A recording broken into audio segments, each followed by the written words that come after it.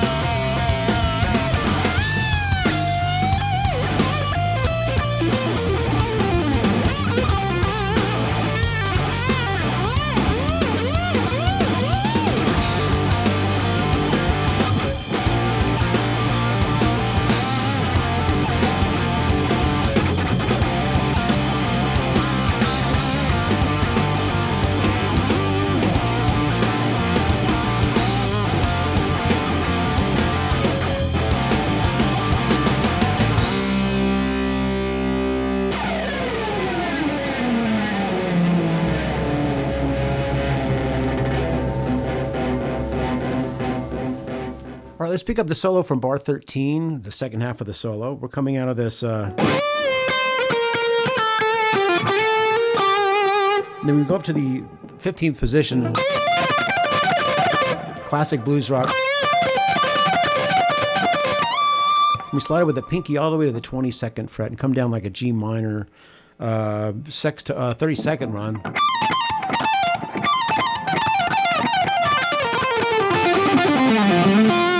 It's got a G minor with the added ninth. Some people might call that a hexatonic.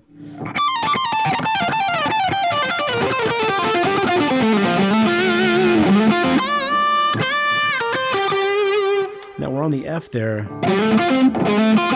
So I slide up to that A note from on the A string from the G. So the beginning of that lick is just an F major triad.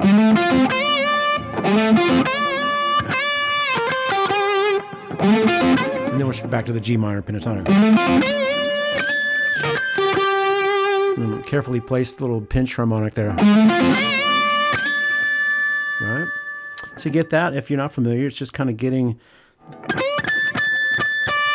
I'm actually using 3 points of contact there. I've got this, the point of my Dunlop Tortex. It's a Jazz 3 1.14 millimeter. It goes with kind of a pretty pointy tip. But I'm actually using a bit of my index finger as well, which is pretty worn at this point. And then a bit of the thumb behind it. And finding the right spot of the string. A little difficult on the B string because it's less thickness. When the classic Billy Gibbons, it might be easier on the lower string.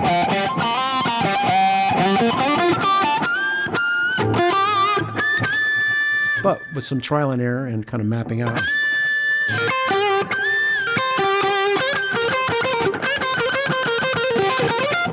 A little turnaround there with some hammer on pull-off.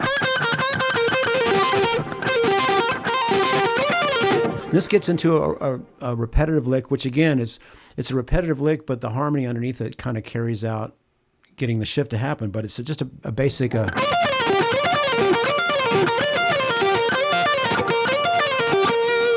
So with anything new and dexterous, it's good to kind of slow it down. So.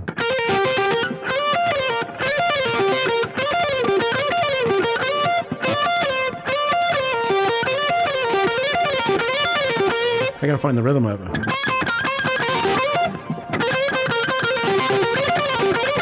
That's it.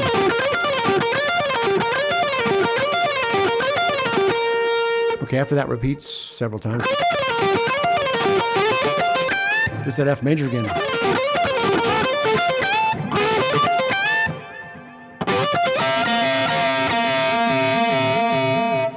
So getting out of the repetition over the G and the B flat, then when it gets to the F, actually there's a little bit of a little inflection that happens at the top of that bend. I just kind of slide up the string, which is a little unusual.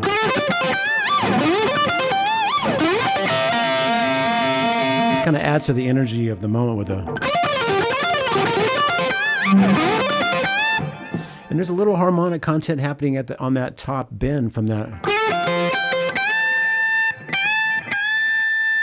You hear just the subtlest amount. So I'm on the E string. I tend to pick underneath instead of. I won't get much of a harmonic if I'm pinching, picking downward, like I would on lower strings.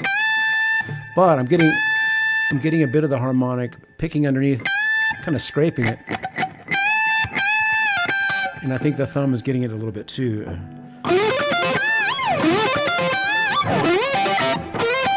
Now we're on the C7.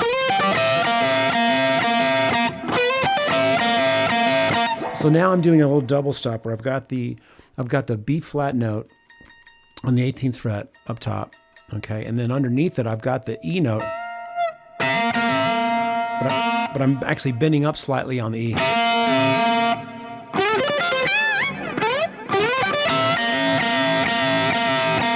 Really giving the flavor of that C7. And I'm just kind of picking up underneath again.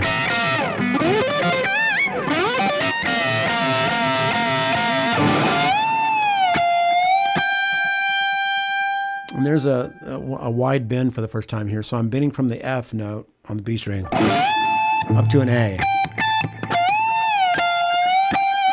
So we're kind of surrounding the tonic.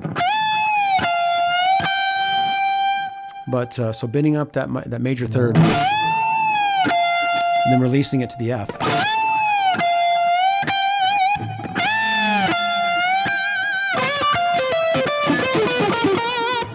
More Luke here, a bit of chromaticism straight out of Breakdown Dead Ahead.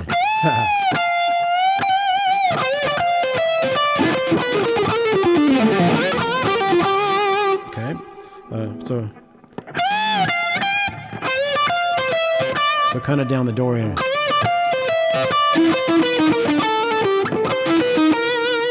A nice chromatic, which goes from the 4 down to the 3. But there's a pivot note, a 6 down. So E on the A string, the E flat D.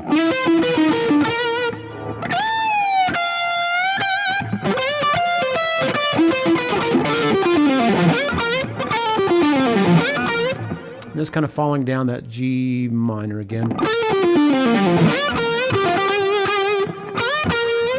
But there again, there's already another major third bend there because I'm bending from the B flat to the E. Let's see about.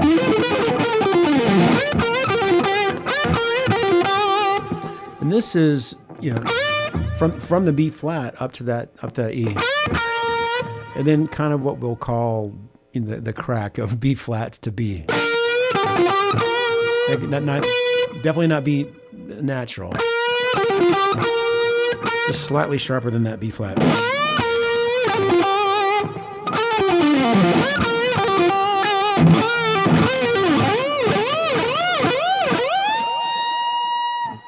And now, this is a bit of the peak of the solo before it gets into this little chordal ostinato pattern. So I've been from an A to a B flat, but we'll release it, and then from the B flat to the C. So you'll notice a pattern of I'm just going up through the scale, and now I slide up quite a distance.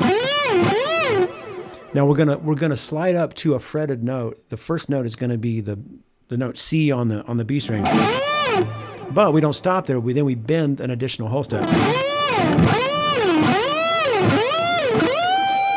And essentially what I'm doing now is just kind of this climactic vibe. So I'm sliding to a scale tone, but then bending up to the next scale note. So if we're staying in that G kind of Dorian, if I slide to C, I'll bend to the D. If I slide to the D up to the E, then from the E to the F, half step, then from the F to the G, and then once I get to the G, I'll bend to the B flat. So really nice kind of scalar exercise.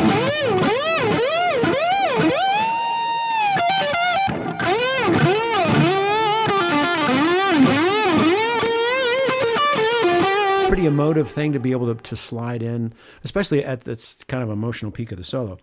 So one more time.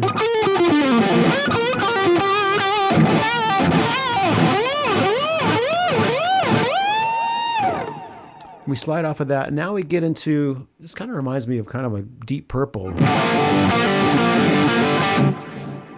Name your favorite Ritchie Blackmore riff, but it's just pulling off from this this dyad, this fifth of B flat and F.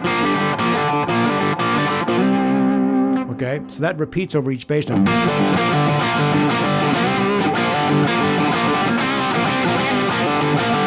Yeah, so let me get into that.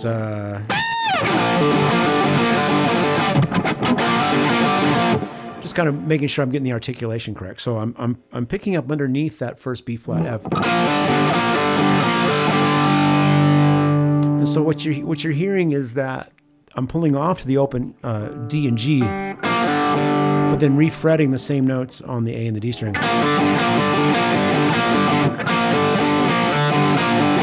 So up pick on the first, pull off. Right, so and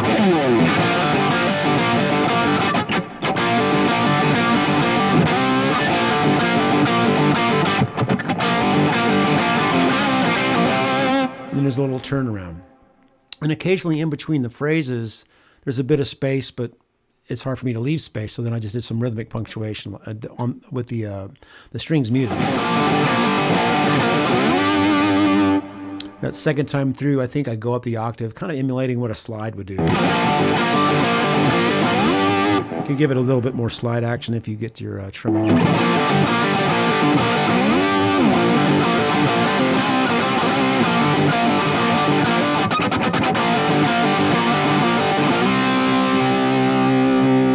And at the very end of the piece, it ends up on the chord of C. And I do a little slide. Very Hendrix.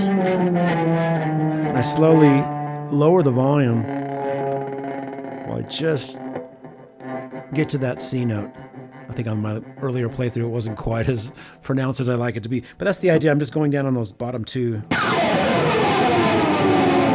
edge of the pick.